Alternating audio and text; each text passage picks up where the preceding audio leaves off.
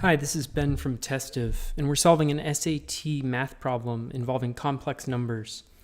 In this problem, we're given the definition of I. I equals the square root of -1. So when you get a problem with I, usually you'll be given this, so you don't need to remember it, but you still need to know how to work with it in order to solve a problem like this. It says divide 5 over 2 minus I and write the answer in the form A plus BI. Well, we can see that every one of our answers is in the form A plus BI, meaning just some number plus coefficient times I. So that doesn't help us narrow down. What we're going to have to do is actually manipulate this fraction somehow to get rid of the denominator, right? Because all of our answer choices are not over they're not over a denominator, or they're over a denominator of 1, I suppose.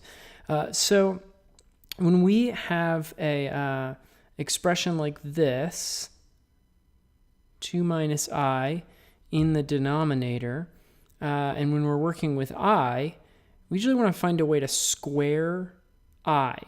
The reason we want to square I is that I equals the square root of -1.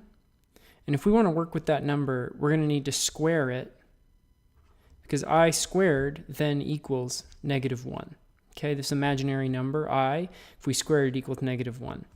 So what we're going to do is we're going to take 5 over 2 minus I, and it's not an equation, so we can't do something to both sides because there's only one side. So what we're going to have to do is do something to both the numerator and the denominator.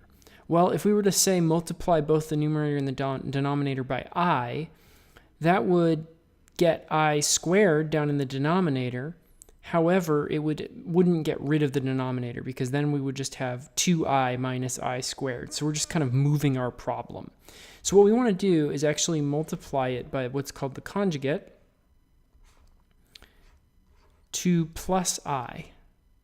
Okay? And I suppose I actually don't need to have parentheses there. 2 plus I over 2 plus I.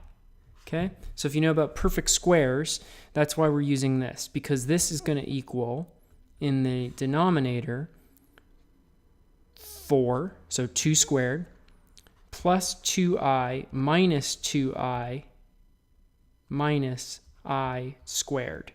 And in the numerator, it's 10 plus I. 10 plus 5I, excuse me. Okay, so the reason that this is useful is now these cancel out. So we end up with 10 plus 5I over 4 minus I squared. Okay? And what that allows us to do